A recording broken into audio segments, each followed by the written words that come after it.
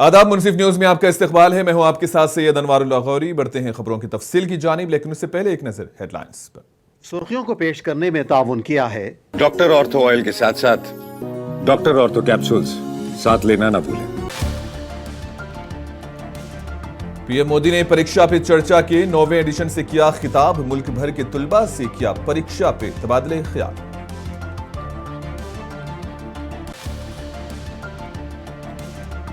हिंदुस्तानी मईशत मजबूत और लचकदार है, आने वाले वक्त में मिलेगा फायदा। आरबीआई गवर्नर संजय मल्होत्रा का बयान।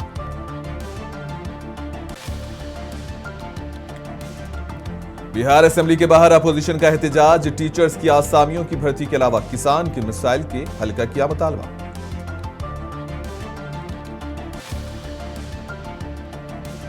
जम्मू कश्मीर असेंबली में साल 2026-27 का पेश हुआ बजट। हुकूमत के मंसूबों से इख्तिसादी सरगर्मियों को मिलेगा फरोग। फाइनेंस मिनिस्टर का बयान। मेघालय कोयले की कान में हुए धमाके में मरने वालों की तादाद हुई 18। कई मजदूर जख्मी। सर्च ऑपरेशन है जारी।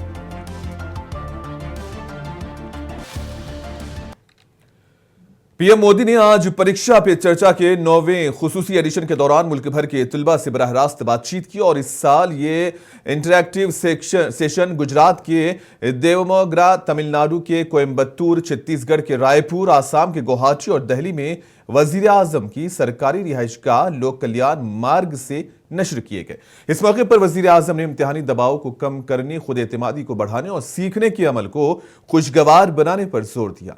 सरकारी आदादोशुमार के मुताबिक परीक्षा पे चर्चा के लिए 4.5 करोड़ से ज्यादा अफराद ने रजिस्ट्रेशन कराई है, जबकि मुख्तलिफ सरगर्मियों में मजीद 2.26 करोड़ अफराद ने हिस्सा लिया। इसी तरह मजमूई शिरकत 6.76 करोड़ से ज्यादा रही। और इसी दौरान पीएम मोदी ने तुलबा से कहा कि वो सिर्फ मार्क्स पर नहीं बल्कि अपनी जिंदगी को बेहतर बनाने पर भी तवज्जो दें। आपको जो समस्याएं आती है ना, वो घर में से ही आती है। तो जो चीज इसमें से आपको काम आई है, वो चीजें उनके काम भी आएगी। कम से कम आपके परिवार के जो बड़े लोग हैं ना, उनके साथ परीक्षा पे चर्चा पढ़ने के लिए कहिए, उसकी चर्चा कीजिए। Yes sir. और कोई मंत्र है तो खास लाइन करके बताइए, देखिए ये पीएम ने ये कहा है, तुम पढ़ो।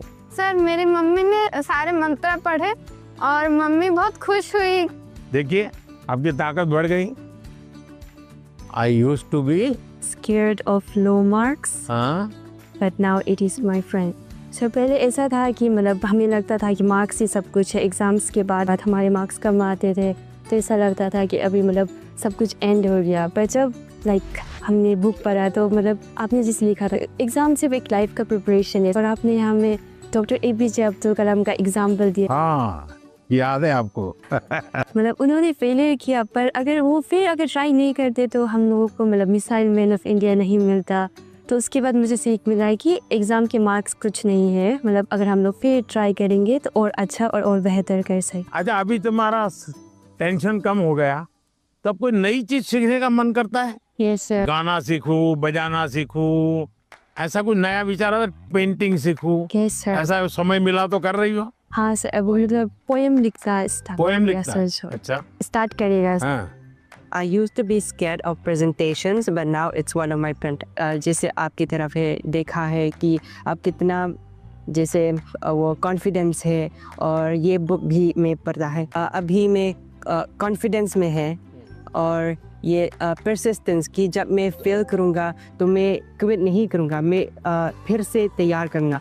तो मैं अभी जैसे आगे में मैं ये प्रेजेंटेशन कर सकता है। तो अभी हिम्मत आ गया। इसलिए सब मान लीजिए फुटपाथ पर गरीब महिलाएं सामान बेच रही और इतने में कोई झगड़ा हो गया, तो वो गरीब महिला जिसने कभी टीवी को जवाब नहीं दिया, आपने देखा होगा वो कितना बढ़िया इंटरव्यू देती है। कैसे हुआ, क्या हुआ, कैसे हुआ, कारण क्या है? जो चीज उसने अपने अनुभव में आंखों के सामने देखा, लाग लपेट नहीं, झूठ बोलना नहीं है, तो एकदम से सरलता से वो बता देती है। ये कॉन्फिडेंस कहां से आया? सच्चाई के कारण आया। आपका भी।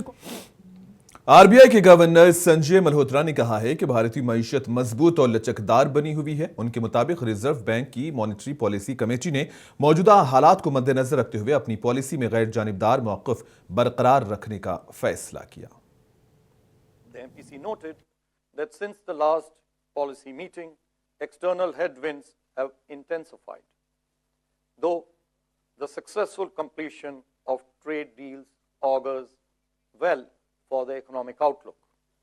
Overall, the near-term domestic inflation and growth outlook remain positive. Headline inflation during November and December remained below the tolerance band of the inflation target. The revised outlook for CPI inflation in Q1 and Q2 of next year at 4% and 4.2%, respectively, revised slightly upwards, continues to be benign and near the inflation target. The slight upward revision in the inflation outlook is primarily due to increase in prices of precious metals, which contribute about 60 to 70 basis points. The underlying inflation continues to be low. On the growth front, economic activity remains resilient. The first advanced estimates suggest continuing growth momentum, driven by domestic factors amidst a challenging external environment. The growth outlook too remains favorable. Based on a comprehensive review, RBI के governor Sanjay Malhotra ने कहा है कि भारत यूरोपीय union तिजारती मुआहदे पर दस्तखत और America के साथ मुमकिन तिजारती समझौते के पेश नज़र मुल्क में माशी तरक्की की रफ्तार तवील मुद्दत तक बरकरार रहने की उम्मीद है। Amidst heightened geopolitical tensions and elevated uncertainty, the Indian economy is in a good spot with strong growth and low inflation. Inflation remains below the tolerance band and its outlook continues to be benign. High-frequency indicators suggest continuation of the strong growth momentum in Q3 this year and beyond. With the signing of a landmark trade deal with the European Union and Bihar assembly में budget इजलास के दौरान आज opposition जमातों के MLAs ने assembly gate पर धरना दिया। अपोजिशन ने असातिज़ा की कमी और किसानों के मसाइल को लेकर जबरदस्त हंगामा किया। अपोजिशन अराकीन ने हुकूमत के खिलाफ नारेबाजी की। अपोजिशन का इल्जाम है कि रियासत के सरकारी स्कूल्स में असातिज़ा की किल्लत है, जिससे तालीमी निज़ाम बुरी तरह मुतासिर हो रहा है, जबकि किसानों को खाद, आबपाशी और मुनासिब कीमत जैसे बुनियादी मसाइल का सामना है। अपोजिशन का इल्जाम है कि हुकूमत किसानों और तालीमी शोबे को पूरी तरह से नजरअंदाज कर रही है।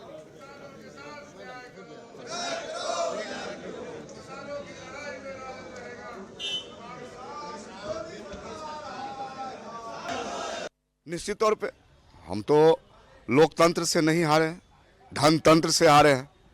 बिहार में जिस प्रकार का माहौल था, बदलाव का माहौल था, चारों तरफ नौजवान युवा रोजगार चाह रहे थे कि बिहार में कल कारखाने खुलें, बिहार की तरक्की हो, बिहार का डेवलपमेंट हो, एक नौजवान बिहार का कमान संभाले, बिहार का मुखिया हो, बिहार का मुख्यमंत्री हो। लेकिन जिस प्रकार से 10,000 रुपया महिला सशक्तिकरण के नाम पर, वृद्धा पेंशन के नाम पर, बिजली फ्री के नाम पर जो बातें की गई, तो कहीं न कहीं पूरे बिहार में धनतंत्र के माध्यम से वोट को खरीदा गया। निश्चित तौर से देखिए, इस बार बिहार विधानसभा का जो चुनाव हुआ, बल्कि धीरे धीरे भाजपा ने पूरे देश के अंदर ये पैटर्न बना दिया कि वो धन बल का अथाह इस्तेमाल करेंगे। लोग देख रहे हैं कि बिहार में केवल 10 लाख खाते में दिए, 10,000 रुपये महिलाओं के खाते में दिए, केवल मामला उतना नहीं है, खुला पैसा बांटा गया, कैश जेब में डाले गए और अंधाधुंध तरीके से अफसरों को खरीद करके, अधिकारियों को, पदाधिकारियों को मैनेज करके, पैसा खर्च करके एक एक विधानसभा में इन लोगों ने 30-30, 40-40, 50-50 करोड़ रुपए खर्च किया है। महामहिम राज्यपाल के अभिभाषण पे सरकार की तरफ से पक्ष रखा। 2005 से पहले का बिहार हम लोगों ने भी देखा और आप लोगों ने भी देखा है। कराहता हुआ बिहार, बर्बाद होता हुआ बिहार, घोटाले का बिहार हम सब लोगों ने देखा है। किस तरह के जैसे उस समय काम होते थे और 2005 के बाद का जो बिहार है वो भी हम सब लोग देख रहे हैं। कितनी विकास यहाँ चल रही है। आज हम लोग गौरवान्वित महसूस करते हैं कि हम बिहार से हैं। इस रूप में विकास जैसे हो रहा है। आदरणीय प्रधानमंत्री जी का भी पूरा सहयोग मिल रहा है। निश्चित रूप से सरकार काफ़ी मात्रा में, वो हमको लगता है कम बोल गए, अरबों रुपया लगाया गया बिहार में महागठबंधन यानी इंडिया गठबंधन के उम्मीदवारों को हराने के लिए। जनता ने हम लोग को वोट दी, लेकिन मशीन के द्वारा हम लोग को निश्चित रूप से हराने का काम किया गया। और काफ़ी पैसा, आप देखिए ना, 10-10 हजार रुपया चुनाव हो रहा है, चुनाव आयोग क्या कर रहा है, इस पर सवाल भी उठता है। देश की जनता जानना चाहती है कि चुनाव आयोग निष्पक्ष चुनाव नहीं। बिहार असेंबली का बजट सेशन चल रहा है। रियासती वजीर जमा खान ने कहा कि नीतीश कुमार की हुकूमत आवाम की फलाह व बहबूद के लिए काम कर रही है। उन्होंने अपोजिशन के तमाम इल्जामात को मुस्तरद कर दिया और कहा कि रियासत की आवाम की जरूरतों को मद्देनजर रखते हुए ये बजट तैयार हुआ। इसी दौरान रियासती वजीर राम कृपाल यादव ने कहा कि बजट इजलास के दौरान अवामी मफाद से जुड़े अहम उमूर पर तबादले ख्याल हो रहा है। साथियों से कि हमारे नेता से काम करने का तौर तरीका सीखें।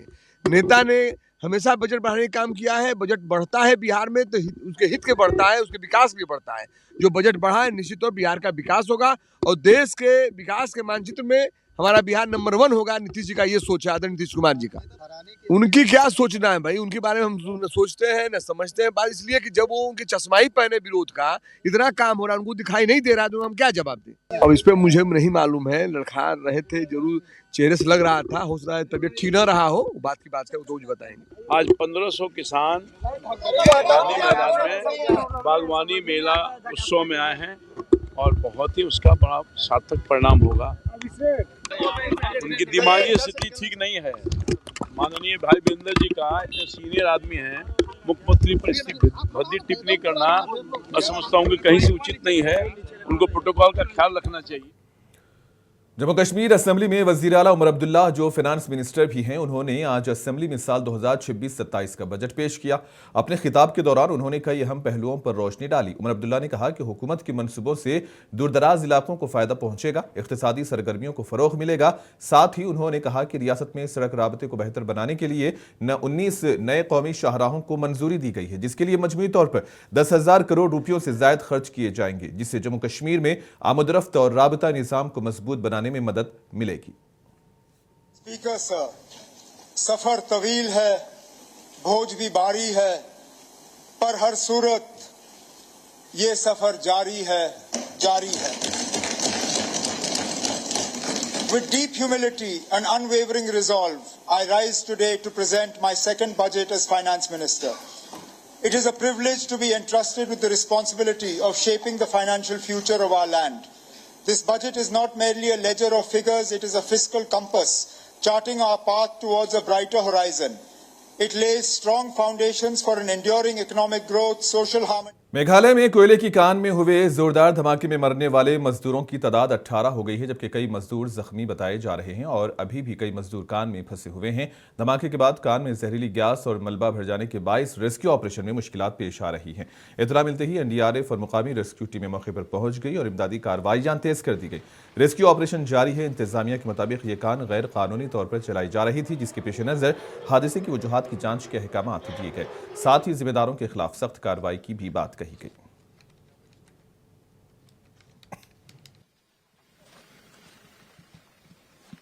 इंसिडेंट के बारे में जो हमें खबर दी गई है कि कोई ब्लास्ट हुआ और उससे यहाँ पे आग लगी और ये क्योंकि माइनिंग चल रही थी, कुछ लोग अंदर थे, तो जिस कारण से ये कुछ लोग हैं जो यहाँ जो अंदर फंस गए और कुछ बॉडीज भी रिकवर हुई हैं, कुछ इंजर्ड भी मिले हैं, जो हमें खबर मिली है उसके हिसाब से, और बाकी कुछ लोगों के अंदर फंसे होने की संभावना है, इसलिए हमारी टीमों को यहाँ पे बुलाया गया है। जो इन्फॉर्मेशन हमारे पास है उसके हिसाब से 18 बॉडीज को निकाला गया है। और शिवसेना यूबीटी के रुकने पार्लियामेंट संजय राउत ने पार्लियामेंट में हंगामे के मामले पर वज़ीर आज़म मोदी और पार्लिमानी कार्रवाई से मुतालिक बड़ा बयान दिया। उन्होंने कहा कि पार्लियामेंट में हंगामा कोई नई बात नहीं है, ये हर बार होते आया है। और इसी दौरान मुंबई में प्रेस कॉन्फ्रेंस से खिताब करते हुए संजय राउत ने कहा कि वज़ीर आज़म को किसी से धोखा नहीं, बल्कि वज़ीर आज़म और उनकी हुकूमत से मुल्क को धोखा है। इन्होंने कहा कि कांग्रेस पार्टी की मुल्क के लिए दी गई कुर्बानी को कभी फरामोश नहीं किया जा सकता।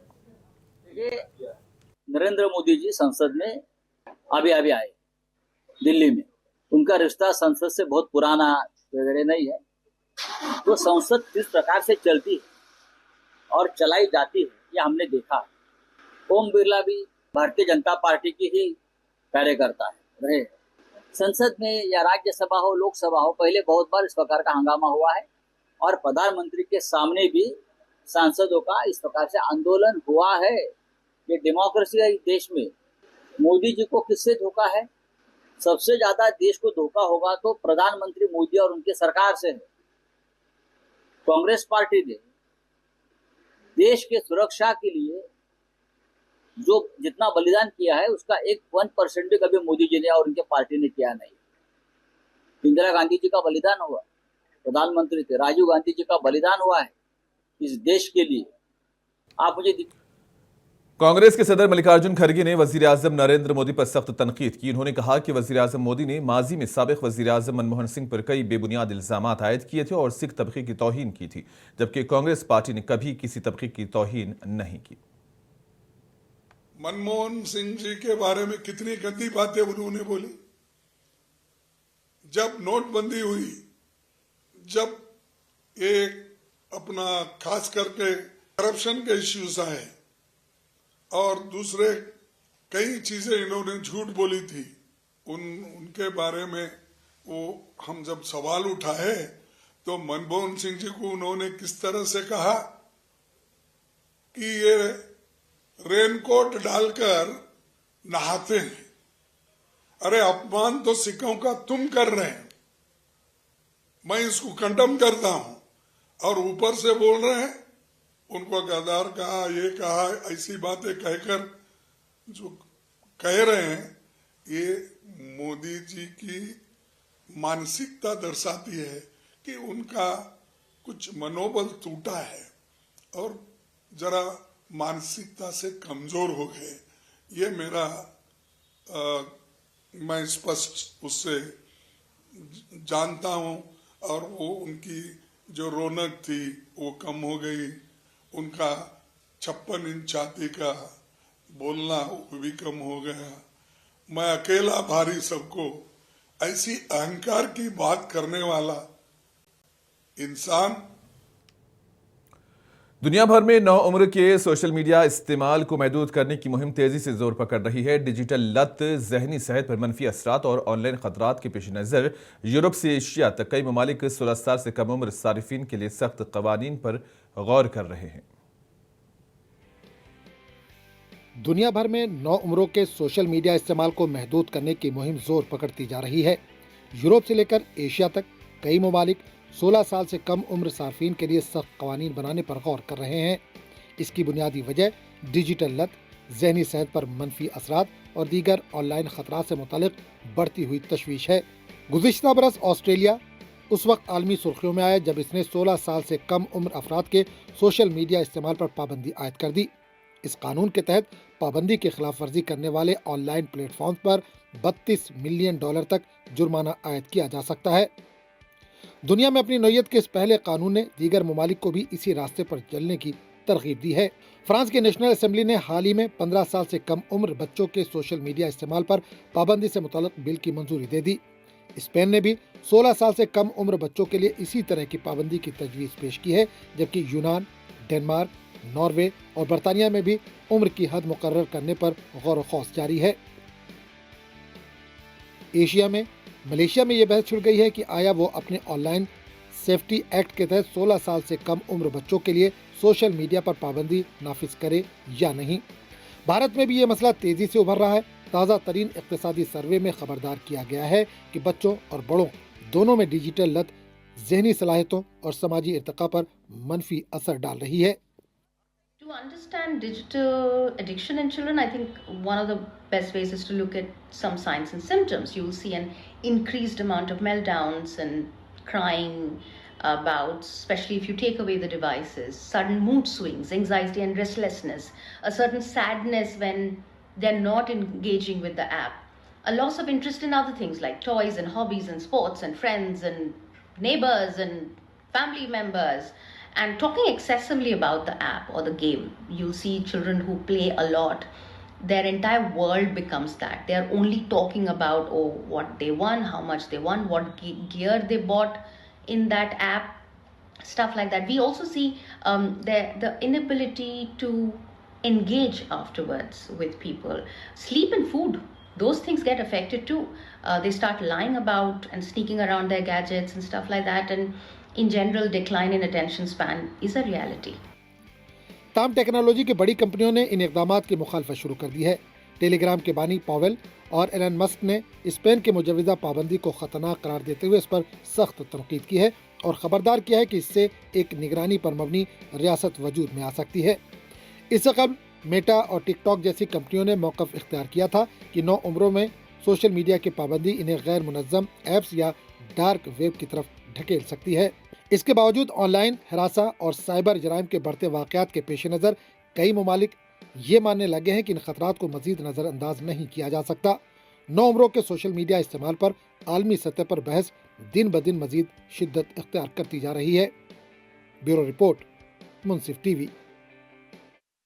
जम्मू कश्मीर के दारुल हुकूमत श्रीनगर में सिक्योरिटी के सख्त इंतजाम किए गए हैं क्योंकि मरकजी वज़ीर दाखिला अमित शाह जम्मू कश्मीर के 2 रोज़ा दौरे पर हैं। अमित शाह के इस दौरे के पेश नज़र श्रीनगर और अतराफ के हसास इलाकों में इजाफी सिक्योरिटी फोर्सेस तैनात कर दी गई हैं।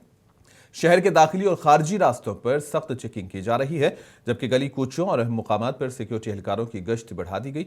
इंतजामिया के मुताबिक अमित शाह के दौरे के दौरान अमन अमान को बरकरार रखने के लिए तमाम जरूरी इक़दाम किए गए हैं।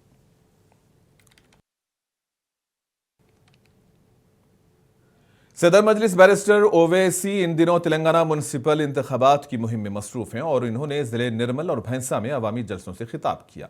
सदर मजलिस ने कहा कि ये महज बल्दियाती इंतखाबात नहीं बल्कि बुनियादी सतह से क़ियादत को मजबूत करने का मौका है, जहां मुस्लिम क़ियादत के हुकूक़ को मजबूत करना ज़रूरी है। ओवैसी ने कांग्रेस, बीजेपी और दीगर पार्टीज पर तनकीद की और कहा कि सियासी पार्टियां मुसलमान क़ियादत को तस्लीम नहीं करना चाहती।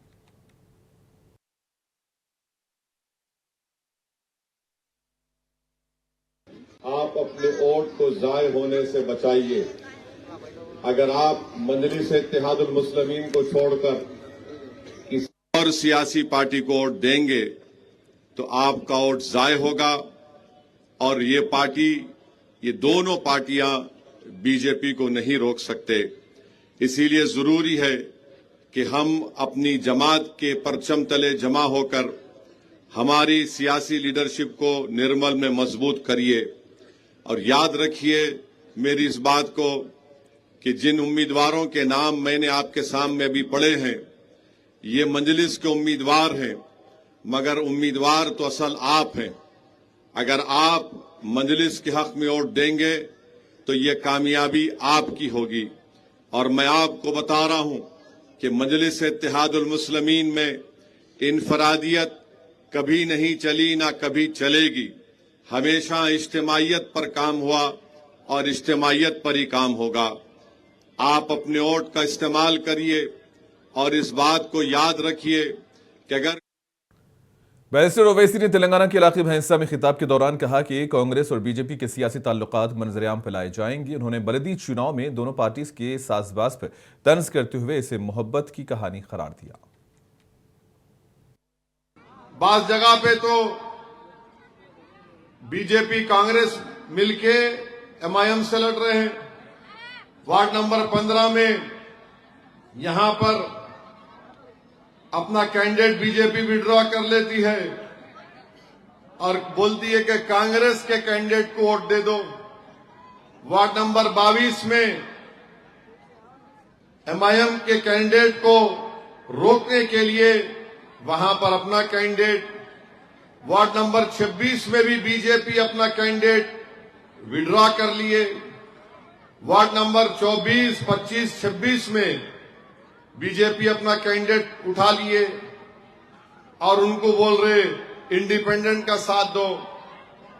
अब मैं ये इंडिपेंडेंट से पूछना चाह रहा हूं, बेटा तू कर रहा क्या आजकल? 11 को तो इलेक्शन हो जाता ना, उसके बाद क्या होगा तेरा कालिया? कहीं को कर रहा है बेटा, आजा, मैं तेरे गले से लगाने तैयार हूं, आजा तू। कुछ होने वाला नहीं है, खामखा सर फोड़ रहे तुम। और ये बीजेपी कांग्रेस वालों याद रखो, तुम्हारी ये लव स्टोरी को पूरे भारत में बोलूंगा मैं अब।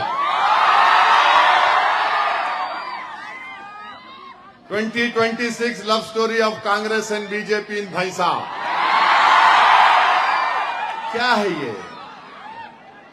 एक जाबिर चेयरमैन नहीं बनना, पूरे एक हो गए, मनो मनो मकटी। ये क्या है बाबा, ये सेकुलरिज्म है। अच्छा, आपको मालूम कांग्रेस का कांग्रेस पार्टी का रेजोल्यूशन है, मेरे ख्याल से लाहौर में एक रेजोल्यूशन हुआ था आजादी से पहले, जिसमें कांग्रेस पार्टी का वर्किंग कमेटी का रेजोल्यूशन ये बोलता है कि कोई कांग्रेसी आरएसएस का मेंबर नहीं बन सकता। मैं पूछना चाह रहा हूं, तुम किस बुनियाद पर यहां पर बीजेपी से हाथ मिला के इलेक्शन लड़ रहे? और इसी के साथ ही खबरों का सिलसिला यहीं पर इख्तिताम पजीर होता है। दीजिए इजाजत, आदाब।